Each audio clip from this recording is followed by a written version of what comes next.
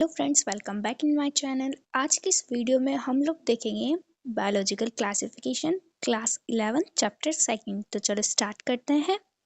Introduction to classification. Biological classification, the process of grouping organisms based on similarities and differences, helps identify, name and classify organisms systematically. तो biological classification क्या होता है? एक ऐसा process होता है जिसके अंदर हम लोग क्या करते हैं, ऑर्गेनिज्म को क्लासिफाई करते हैं या उनके ग्रुप बनाते हैं उनकी सिमिलरिटीज और डिसिमिलरिटीज को देखते हुए या उनका बीच का डिफरेंस देखते हुए। अगर एक जैसे एनिमल्स हुए तो उनका एक ग्रुप बनाएंगे, यानी उनके सिमिलर कैरेक्टर्स देखेंगे और उनको एक ग्रुप में रखेंगे। और बायोलॉजिकल क्लासिफिकेशन की हेल्प से हम लोग जैसे नाम जान सकते हैं कि उनका नाम क्या है, नेमिंग कर सकते हैं और ऑर्गेनिज्म को क्लासिफाई कर सकते हैं। Needs for classification. आखिर क्लासिफिकेशन की ज़रूरत क्या पड़ी? Classification organises organism for easier study. तो क्लासिफिकेशन क्या किस में मदद करता है?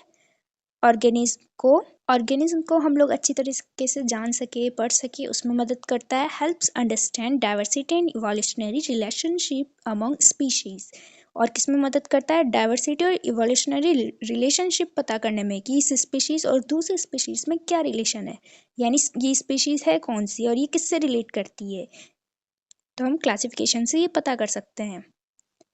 अब देखते हैं अपन अर्ली क्लासिफिकेशन, जो किसने दिया था? एरिस्टोटले का क्लासिफिकेशन देखते हैं अपन। Classify organism into plants and animals. तो सबसे पहले किसने करा था ऑर्गेनिज्म को क्लासिफाई?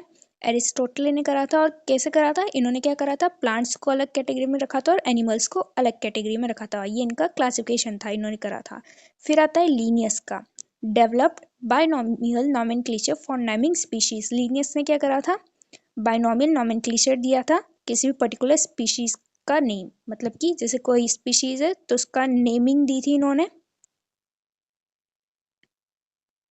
फिर आता है मॉडर्न क्लासिफिकेशन सिस्टम, जो कि किसने दिया था? विटेकर ने। इसमें फाइव किंगडम्स आते हैं। कौन कौन से होते हैं 5 किंगडम्स? मोनेरा, प्रोटिस्टा, फंजाई, प्लांटिया और एनिमेलिया। मोनेरा के अंदर कौन आता है? प्रोकैरियोटिक ऑर्गेनिज्म आते हैं, जैसे कि बैक्टीरिया। प्रोटिस्ट, जिसके अंदर यूनिसेलुलर यूकैरियोटिक ऑर्गेनिज्म आते हैं, जैसे कि प्रोटोजोन्स और एल्गी। फिर आता है फंजाई, जिसमें नॉन फोटोसिंथेटिक हेट्रोट्रॉफिक ऑर्गेनिज्म आते हैं, जैसे कि मॉल्ट्स और ईस्ट। फिर आता है प्लांटी, जिसके अंदर मल्टीसेलुलर फोटोसिंथेटिक ऑर्गेनिज्म आते हैं, जैसे कि मॉसेस, फर्न्स और एंजियोस्पर्म्स। फिर आता है एनिमेलिया, जिसके अंदर मल्टीसेलुलर हेट्रोट्रॉफिक ऑर्गेनिज्म आते हैं, जैसे कि ह्यूमंस, इंसेक्ट्स और बर्ड्स। हम लोगों ने ये तो देख लिया कि कार्लस लीनियस ने बायनॉमियल नॉमेनक्लेचर दिया है, लेकिन ये बायनॉमियल नॉमेनक्लेचर आखिर होता क्या है? तो organism are classified using 2 names. Organism को 2 नेम्स के हिसाब से क्लासिफाई किया गया है। तो सबसे पहला वाला नेम होता है, उसको बोलते हैं अपन जीनस, और दूसरे को बोलते हैं अपन स्पीशीज।